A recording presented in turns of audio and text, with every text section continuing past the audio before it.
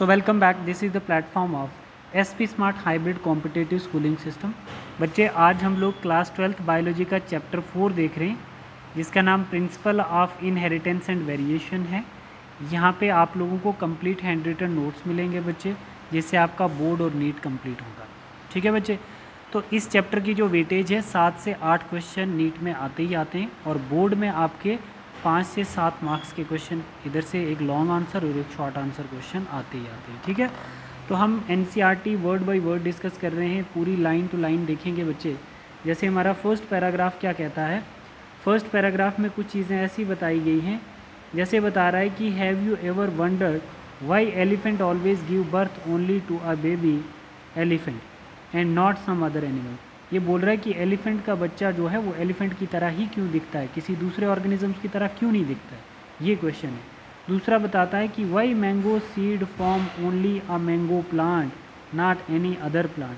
तो बोल रहा है कि मैंगो सीड जो है वो मैंगो प्लांट पे ही क्यों मिलता है, किसी दूसरे घिये तोरी वाली फैमिली पे क्यों नहीं मैंगो का सीड दिखता है। ठीक है, बता रहा है कि given that they do are the offspring identical to parent. मतलब बता रहा है कि जो ऑफस्प्रिंग होता है, प्रोजनी होता है, जो न्यू यंग वन होता है, वो बिल्कुल अपने पेरेंट की तरह क्यों आइडेंटिकल होता है। दूसरा बताता है कि do they show differences some of their characteristics. क्या वो पेरेंट को और ऑफस्प्रिंग का आपस में कुछ डिफरेंस होता है। यस, उनमें जो डिफरेंस होता है उसी को हम लोग क्या कहते हैं बच्चे, variation. Yes, they shows some differences with respect to parent, कौन, ऑफस्प्रिंग, उसको हम वेरिएशंस बोलते हैं। बता रहा है कि have you ever wondered why sibling sometime look similar to each other. तो बोल रहा है कि आप ये बता सकते हो कि जो सिबलिंग्स होते हैं वो एक दूसरे के इतने ज़्यादा सिमिलर क्यों होते हैं, और कुछ टाइम जो हमें दिखाई देते हैं जो बिल्कुल डिफरेंट होते हैं, वैसा क्यों होता है। तो बच्चे इस पैराग्राफ में ये कुछ बेसिक सी चीज़ें हैं जो आपके कॉन्सेप्ट सेकंड पैराग्राफ में क्लियर होंगे। इस पैराग्राफ को लेके इस सभी चीज़ों का जो कॉन्सेप्ट है वो आपको मिलेगा सेकंड पैराग्राफ में। पहले आपने देखना है बच्चे, transmission of character from parent to offspring. वो करेक्टर जो पेरेंट से उसके न्यू यंग वन में पास हो रहा है उसको हेरिडिटी बोलेंगे। क्या बोलेंगे, हेरिडिटी बोलेंगे। ठीक है बच्चे, दूसरा बता रहा है कि वेरिएशन क्या होता है, मतलब ऑफस्प्रिंग का और पेरेंट का, मतलब offspring show difference from parents, उसको क्या बोलेंगे, वेरिएशन। जो पेरेंट का और ऑफस्प्रिंग का डिफरेंस होता है उसको हम वेरिएशन कहते हैं। ठीक है, तो हेरिडिटी और वेरिएशंस को हम क्या कहते हैं, स्टडी ऑफ जेनेटिक्स। इन दोनों को हम जेनेटिक्स में ही स्टडी करते हैं। ठीक है बच्चे, अब दूसरा एक प्रोसेस है जिसमें करैक्टर पास करता है एक जनरेशन से दूसरी जनरेशन में, उस प्रोसेस को हम इनहेरिटेंस कहते हैं। लाइक वो प्रोसेस क्या हो सकता है बेटा, जैसे हम बोल सकते हैं बच्चे, जैसे क्रोमोसोम्स के अंदर क्या होता है, डीएनए होता है, और ये डीएनए कंसिडर किया जाता है जेनेटिक मटेरियल। मानो जैसे एक मेल के क्रोमोसोम कितने होते हैं, 46 सेल्स में, तो उसमें से वो 23 अपने गैमेट में ट्रांसफ़र करेगा। तो फीमेल के कितने होते हैं, 46, वो भी 23 अपने एग सेल्स में ट्रांसफ़र करेगी। तो मतलब दोनों के क्रोमोसोम इंटरमिंगलिंग हो रहे हैं यहाँ पर। तो जब ये मिक्स होंगे 23 बनेगा हमारा जाइगोट और क्रोमोसोम 46 होंगे। तो इसका मतलब ये जो ऑफस्प्रिंग है ये बिल्कुल डिफरेंट हो जाएगा पेरेंट से, क्योंकि इसके अंदर दोनों के कैरेक्टर पास ऑन हो गए। ठीक है, आइडेंटिकल हम ऐसे बोल सकते हैं, 2 आईज़ होती हैं, उसकी माउथ होता है, तो ये आइडेंटिकल हम बोल सकते हैं, बट शक्ल जो है वो डिफरेंट हो जाएगी पेरेंट और ऑफस्प्रिंग की। क्यों, क्योंकि उनके जीन्स में चेंज आ चुकी है, क्योंकि 50% कंट्रीब्यूशन मदर का है और 50 फादर का है। जो जाइगोट बना है वो बिल्कुल, जो इस जाइगोट से ऑफस्प्रिंग बनेगा वो डिफरेंट होगा अपने पेरेंट्स से। ठीक है बच्चे, इनहेरिटेंस, वेरिएशन और हेरिडिटी मैंने आप लोगों को इस स्लाइड में समझाई है। अब आप लोग देखोगे सेकंड स्टेप में, बोल रहे हैं कि जो आपके फर्स्ट पैराग्राफ के डाउट थे, जितने ये क्वेश्चन पूछे गए थे कि हाथी का बच्चा हाथी की तरह क्यों दिखता है, मैंगो का सीड जो है मैंगो प्लांट पे क्यों मिलता है, दोनों सिबलिंग इतने ज़्यादा आपस में रिलेट क्यों करते हैं, ये जितने भी क्वेश्चंस हैं बच्चे, आपके जितने भी क्वेश्चंस हैं, these and several related questions are deal with scientifically in the branch of biology that is called genetics. इन सभी क्वेश्चंस के आंसर आपको किस में मिलेंगे, जेनेटिक्स में मिलेंगे। This subject deal with the inheritance, इसमें क्या पढ़ोगे आप, जेनेटिक्स किसको डील करती है, इनहेरिटेंस को, as well as the variations of character from parent to offspring. ठीक है, मतलब वो वेरिएशन जिसमें कैरेक्टर पेरेंट के ऑफस्प्रिंग में आते हैं बट ऑफस्प्रिंग पेरेंट की तरह नहीं दिखता है, उसको हम वेरिएशन कहते हैं। ये भी जेनेटिक्स में आप देखोगे। Inheritance is the process by which character are passed from one parent to progeny, ठीक है, एक जनरेशन से दूसरे जनरेशन में जो कैरेक्टर पास होता है उस प्रोसेस को हम इनहेरिटेंस कहते हैं। It is the basis of heredity, इसका बेस क्या है, हेरिडिटी, ठीक है। Variation is the degree by which progeny differ from their parents. तो आप यहाँ पे बोल सकते हो बच्चे वेरिएशन एक डिग्री है, जैसे सिमिलरिटीज़ आपको ज़्यादा दिखेंगी, डिससिमिलरिटीज़ ज़्यादा दिखेंगी, तो वो डिग्री ऑफ वेरिएशन डिपेंड करेगा। समझ आया बच्चे, ठीक है। तो अब हम लोग यहाँ पर देख रहे हैं कि human knows from as early 8000 से 1000, मतलब 8000 से लेके 1000 BC तक, है ना, बिफोर क्राइस्ट, है ना, मतलब बहुत पुराने समय की बात है।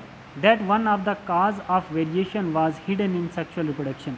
जो वेरिएशन का एक काज है वो कहाँ छुपा था बच्चे, सेक्सुअल रिप्रोडक्शन में था। क्यों? क्योंकि हमें पता चल रहा है कि जो 23 पेयर क्रोमोसोम्स का है, जो 23 क्रोमोसोम्स गैमेट में आते हैं मेल से और 23 फीमेल्स में, ठीक है बच्चे।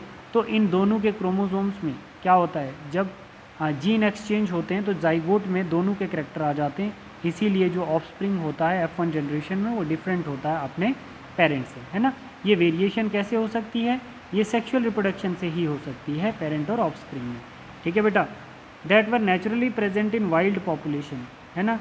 वाइल्ड पॉपुलेशन मतलब जो एलियन DNA, फॉरेन DNA है ना, जो फॉरेन DNA हम लेके आते हैं, ठीक है, आप plants and animal to selectively breeds and select organism that possess a desirable character.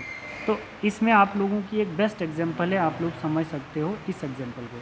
जैसे फॉर एग्जांपल पैराग्राफ नंबर 4 में एग्जांपल क्या है, through artificial classification artificial selection. Artificial selection क्या होती है बच्चे, अगर मैं क्या कर रहा हूँ बच्चे, एक नॉर्मल काऊ को अपना डिज़ायरेबल मेल के साथ क्रॉस करवाऊँ, कहने का मतलब है कि वो वाला बुल, मतलब वो वाला बुल से मैं क्रॉस करवाऊँगा जिसकी स्पीशीज़ में हाई यील्डिंग प्रॉपर्टीज़ हों, है ना। मान के चलो जैसे मेरे पास क्या है बच्चे, जैसे मैं कह रहा हूँ ये नॉर्मल काऊ है, ये नॉर्मल काऊ है और ये एक वाइल्ड बुल है, इसका क्रॉस करवा रहा हूँ, मतलब ये वाइल्ड बुल वो हो सकता है बच्चे, इसके अंदर वो जीन्स हो सकते हैं हाई यील्ड वाले genes, high yield milk producing वाले जीन्स हो सकते हैं इस बुल में, है ना।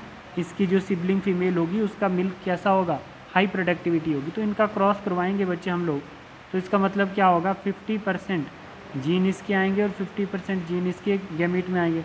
तो हमारे पास जो 100% क्या बनेगा, ऑफस्प्रिंग जो बनेगा, तो ऑफस्प्रिंग कैसा होगा, हाइब्रिड होगा बच्चे, कैसा होगा, हाइब्रिड होगा। कहने का मतलब है कुछ कैरेक्टर मेल के रख रहा है और कुछ कैरेक्टर किसके रख रहा है, फीमेल के रख रहा है, और ये हमारे पास 100% जो हाइब्रिड बना है वो कैसा है। तो बच्चे यहाँ पे बताया गया है कि आर्टिफिशियल सिलेक्शन क्या होती है, जब भी हम किसी डिज़ायर जीन को लेते हैं किसी हाई यील्ड के लिए, है ना, तो क्रॉस करवा देते हैं, तो उसको आर्टिफिशियल सिलेक्शन कहते हैं। Domestication from ancestral wild cow.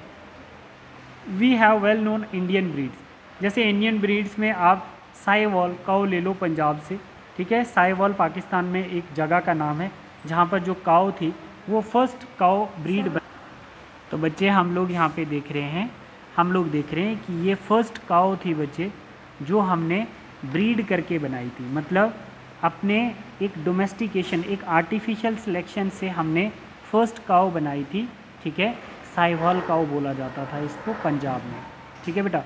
तो अब ये ब्रीड इंडिया में भी है, पाकिस्तान में भी है, क्योंकि पंजाब पहले क्या आधा पार्ट पाकिस्तान में है, आधा पार्ट इंडिया में है, ठीक है। तो ये पहली एग्जांपल है हमारी, किसके बेस पे बच्चे, हमने इसको आर्टिफिशियल सिलेक्शन के बेस पे, मतलब हमने वाइल्ड जीन का क्रॉस करवाया था एक नॉर्मल जीन के साथ। अब हमने वाइल्ड जीन कौन सा लिया होगा, जिसका हाई यील्ड हो सकता है, वो यील्ड किसी का भी हो सकता है, अगर प्लांट लेते हैं तो क्रॉप की प्रोडक्टिविटी, एनिमल लेते हैं तो मिल्क के पर्पज़ से, ठीक है बच्चे। तो हमने फर्स्ट काऊ बनाई थी ये। We must however recognise that the ancestors, हमारे एंसेस्टर जो थे वो इस चीज़ को बहुत अच्छे से जानते थे कि अगर हम सिलेक्टेड जीन्स का क्रॉस करवाते हैं तो हमें बेनिफिट होता है, ठीक है। इनहेरिटेंस ऑफ करेक्टर, तो वो पहले से ही करेक्टर इनहेरिट का नॉलेज था उनके पास, वेरिएशन का भी था। They had very little idea about the scientific base of this phenomena, तो उनको साइंटिफिक अप्रोच का नहीं पता था। कहने का मतलब है concept of breeding no last many years but does not correlate with the genetics with scientific manner, तो इस चीज़ को वो कोरिलेट नहीं कर सकते थे जेनेटिक्स के साथ। इसकी एग्जांपल है कि वो पुराने टाइम से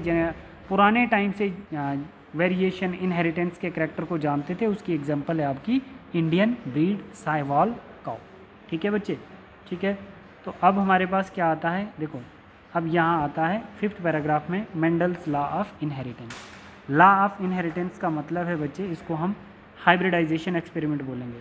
इट वाज, देखो जैसे it was during mid 19th century that headway was made in the understanding of inheritance. Gregor Mendel inheritance को समझने के लिए मेंडल्स ने एक साइंटिफिक अप्रोच लाई, ठीक है, जिसका नाम है हाइब्रिडाइजेशन एक्सपेरिमेंट। इसमें उसने गार्डन पी प्लांट लिया, 7 साल लगे उसको, 56 से 63 तक उसने इस एक्सपेरिमेंट को परफॉर्म किया और नाम क्या दिया, law of inheritance. Law of inheritance का मतलब होता है बच्चे, उसने एक प्लांट लिया और एक फीमेल प्लांट लिया, दोनों का क्रॉस करवाया तो उसके पास एक ऑफस्प्रिंग आया। तो कहने का मतलब है बच्चे कि इसके पास ये क्या करता था, एक टॉल का क्रॉस करवाता था, किसके साथ, देखो एक टॉल का क्रॉस करवाता था, टॉल प्लांट का क्रॉस करवाता था डिवार्फ के साथ, तो इसके पास टॉल प्लांट आते। तो इसने बहुत बार इसने ये ऐसा एक्सपेरिमेंट किया, ठीक है। तो इसी को बोला जाता है लार्ज सैम्पलिंग साइज, मतलब टॉल और ड्वार्फ का इसने कम से कम 1000 टाइम क्रॉस करवाया, तो इसको पता चला कि जो मेल का करैक्टर है ना, वो किस में दिख रहा है, मेल मतलब जो टॉल का करैक्टर है वो F1 जनरेशन में दिख रहा है, ठीक है। तो यहाँ पर इसको लॉ ऑफ इनहेरिटेंस का मतलब, यहाँ पे कैपिटल T लेता था, यहाँ पे भी कैपिटल T का फैक्टर दिखा, तो ये बोल रहा है कि कोई एक ऐसा फैक्टर है जिसको मैं लॉ ऑफ इनहेरिटेंस कहता हूँ, मतलब यहाँ का जीन यहाँ पहुँच रहा है, समझ आए, यहाँ पे टाल है, यहाँ पे भी टाल है, ठीक है। तो इसने क्या किया, result proved bye experiment, around 1000 time इसने ये अटेम्प्ट की, तो इसीलिए बोला जाता है लार्ज सैम्पलिंग साइज, ठीक है। नॉट अनसब्सटेंटेटेड, अनसब्सटेंटेटेड का मतलब होता है हवा में बात नहीं कर रहा है, इसने प्रैक्टिकली प्रूव किया है ना, टाल और ड्वार्फ का क्रॉस करवाया तो इसके पास टाल प्लांट आए, ठीक है बच्चे, ठीक है। तो यहाँ पे हम बोल सकते हैं बच्चे कि Mendel investigating into inheritance pattern, it was for the first time that statistical analysis, इसकी मैथमेटिकल लॉजिक अप्रोच थी, मैथमेटिकली एनालिसिस थी बायोलॉजिकल की प्रॉब्लम्स को सॉल्व करने के लिए। His experiment has large sampling size, इसने टाल और ड्वार्फ का क्रॉस कम से कम 1000 टाइम किया था, तब वो बोल रहा था law of inheritance, which gives great credibility to I data he collected, इसके डेटा को बहुत अच्छी क्रेडिबिलिटी मिली जो इसने कलेक्ट किया था। Also the confirmation of his inferences for experiment as successive generation of the test plant prove that result pointed to general rule of inheritance rather than being unsubstantiated ideas, ठीक है। तो Mendel using statical mathematical logic were use to solve genetical problem and get easy, ठीक है। तो ये 6th paragraph था। तो ये चीज़ याद रखना कि इस एंसेस्ट्रल हिस्ट्री को एक साइंटिफिक अप्रोच में बदलने के लिए मेंडल ने हाइब्रिडाइजेशन एक्सपेरिमेंट दिया, और हाइब्रिडाइजेशन एक्सपेरिमेंट पी प्लांट पे दिया, और उसको 7 साल लगे वो करते हुए, and propose law of inheritance. Law of inheritance उसने कौन कौन से दिए, law of dominance, law of segregation and law of independent assortment. तो बहुत सिंपल सी बात है, मेंडल ने लॉ ऑफ इनहेरिटेंस जो दिया था, है ना, तो उसको 3 पार्ट में डिवाइड किया था, law of dominance, law of segregation and law of independent assortment. तो बच्चे अब हम लोग देखेंगे, अब हम इसको नेक्स्ट वीडियो में देखेंगे कि लॉ ऑफ डोमिनेंस क्या होता है, लॉ ऑफ सेग्रीगेशन क्या है, लॉ ऑफ इंडिपेंडेंट असॉर्टमेंट क्या है। तो ये आज का 6 पैराग्राफ में हमारा कौन सा था, इंट्रोडक्टरी पार्ट था। कल हम लोग 7 पैराग्राफ देखेंगे जिसमें मेंडल की इन्वेस्टिगेशंस है, जहाँ पर हम लोग टाल और ड्वार्फ का क्रॉस डिटेल में देखेंगे और लॉ ऑफ इनहेरिटेंस को समझेंगे, ठीक है बच्चे। तो यहाँ से आगे शुरुआत हो गई है, ठीक है, यहाँ से आगे शुरुआत हो गई है। हमने क्या पढ़ना है, हमने पढ़ना है law of inheritance, law of segregation और लॉ ऑफ इंडिपेंडेंट असॉर्टमेंट। किसने दिए हैं, मेंडल्स ने दिए, ठीक है बेटा। Thank you class.